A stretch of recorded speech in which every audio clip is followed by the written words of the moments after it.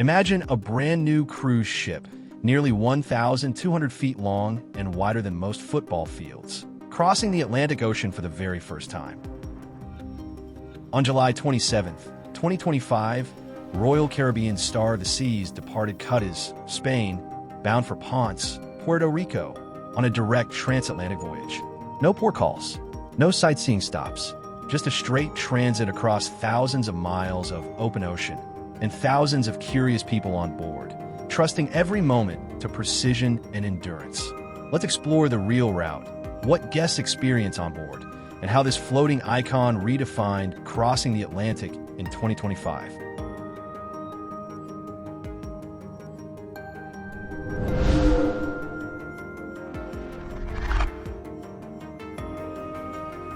On July 27th, the Star of the Seas left Cádiz, its final European port.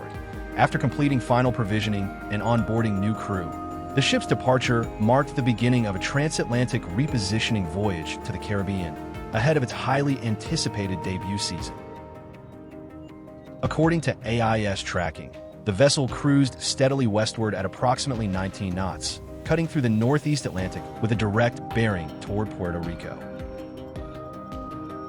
Unlike many repositioning cruises, Star of the Seas didn't stop at the Canary Islands or Madeira. Instead, the route was a non-stop ocean crossing, approximately 5,500 nautical miles of uninterrupted sea between Cádiz and Ponce. This isn't a leisure cruise with sightseeing.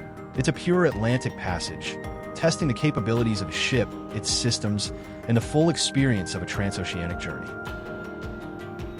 With more than a week of open ocean, life on board becomes its own floating world. Guests enjoy panoramic views and endless sunsets, while the ship offers a packed schedule of entertainment. Water slides and surf simulators, full-scale theaters with Broadway-style shows, multi-level dining venues and signature bars, thrill features like zip lines and rock climbing walls.